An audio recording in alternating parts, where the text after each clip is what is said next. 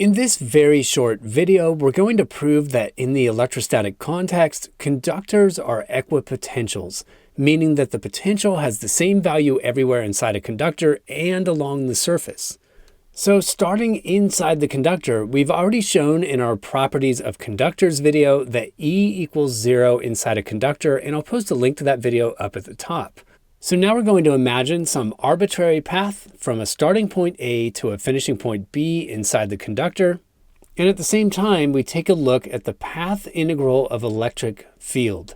So there's our arbitrary path from A to B. And then recall that the path integral of electric field gives us the negative of the change in potential. And I'll post a link to the video where that fact was first derived. So looking at the path integral of electric field inside the conductor, well, we just said the electric field is 0 everywhere inside the conductor. So that means 0 is equal to the negative of the change in the potential, which of course means the potential at point B is equal to the potential at point A. But A and B were just arbitrary points on the interior of the conductor, so we conclude that V must be constant on the interior of a conductor. And remember, we're in the context of electrostatics here, and that means this fact is true, provided that nothing is moving around. Now, moving to the surface of the conductor, we previously showed in our properties of conductors video that the electric field at the surface must be perpendicular to the surface. So now if we set up an arbitrary path along the surface, we see that E is perpendicular to that path at every point. And again, what we want to do is evaluate the path integral of electric field, since that relates to the change in potential. So with E being perpendicular to the surface and every path increment dl being parallel to the surface, the dot product is going to vanish in that path integral, even though E itself is not equal to 0. So dl and E are separated by 90 degrees, making that dot product 0.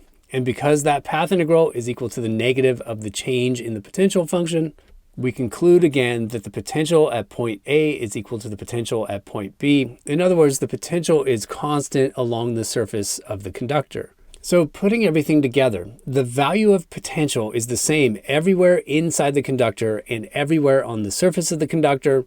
And we conclude that a conductor is an equipotential in the context of electrostatics. Now, if you're the extra skeptical type, you may have noticed a logical gap in that proof.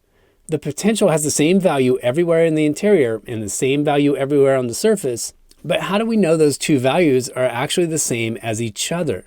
One way to argue it is to suppose that the two values are different. In other words, the constant V on the interior is a different number than the constant V on the surface. Well, that would create a non-zero change in potential and therefore a non-zero electric field in the transition region. But that field would cause charges to move around, violating the assumption of the static or stationary context. In other words, if there's a change in potential from the inside to the surface, then there has to physically be some very thin transition region in which you'd find a non-zero electric field, even though you're inside the interior of the conductor, and that's our contradiction. So hopefully you find that to be a satisfying argument, and we're done.